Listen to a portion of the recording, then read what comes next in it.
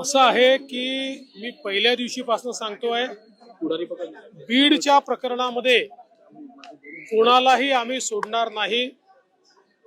ज्याचा ज्याचा संबंध आढळेल, ज्या ज्या प्रकरणात आढळेल त्या प्रत्येकावर या ठिकाणी कारवाई करण्यात येईल। अतिशय कडक कारवाई करण्यात येईल। गुंडांचं राज्य आम्ही चालू देणार नाही। कोणालाही या ठिकाणी अशा प्रकारे हिंसा करता येणार नाही, खंडणी मागता येणार नाही। या दृष्टीने तपास अतिशय गतिशील केलेला आहे आणि त्यामुळेच आज त्यांना त्या ठिकाणी शरणागती पत्करावी लागली आहे। आता हत्येतले जे आरोपी फरार आहे त्यांना पकडण्याकरता देखील वेगवेगळ्या टीम्स या पूर्णपणे कामी लागलेल्या आहेत आणि कुठलाही आरोपी आम्ही त्या ठिकाणी सोडणार नाही, सगळ्यांना शोधून काढू। आज स्वर्गीय संतोष देशमुख यांच्या बंधूंची माझी फोनवर चर्चा झालेली आहे।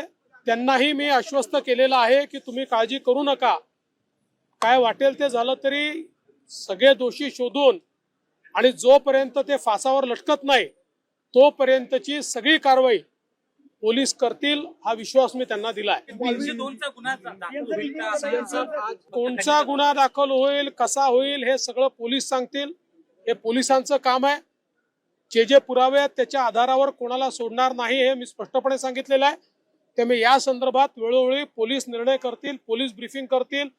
जाणीवपूर्वक ही केस CID ला देण्यात आलेली आहे, त्यांना पूर्ण स्वायत्तता देण्यात आलेली आहे। कोणाचाही त्यांच्यावर दबाव चालवून घेतला जाणार नाही, कुठलाही दबाव राहणार नाही। कोणी काही म्हणत असलं तरी पोलीस जो काही पुरावा आहे या पुराव्याच्या आधारावरच या ठिकाणी कारवाई करतील। त्यामुळे कोण व्हिडिओत काय म्हणताय, कोण काय म्हणत नाही हा विषयच नाही। विषय हा आहे जिथे पुरावा आहे त्याला सोडलं जाणार नाही। मला या प्रकरणातल्या राजकारणामध्ये जायचं नाही।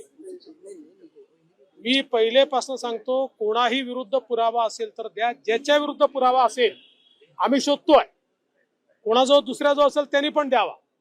पण माझ्याकरता स्वर्गीय संतोष देशमुख यांच्या हत्येला कारणीभूत लोकांना शिक्षा होणे हे महत्वाचं आहे। काही लोकांना केवळ राजकारण महत्वाचं आहे, त्यांचं राजकारण त्यांना लखलाभ, त्यांच्या राजकारणाने मला वाटत नाही की काही फार त्याच्यात काही फायदा होईल। त्यामुळे मला कुठल्याही राजकीय वक्तव्यामध्ये जायचं नाही, त्याचं समर्थनही करायचं नाही, त्याचा विरोधही करायचा नाही। हे राजकारण त्यांनी त्यांच्या ठिकाणी करत राहावं। मात्र आमची भूमिका स्पष्ट आहे, स्वर्गीय संतोष देशमुख यांना न्याय मिळवून द्यायचा, तो आम्ही मिळवून देऊ। स्पेशियस, लक्झुरियस, सगळं मिळेल अगदी मनासारखं। बटू बिल्डर्स यांचा नवीन गृहप्रकल्प गृहलक्ष्मी रचना।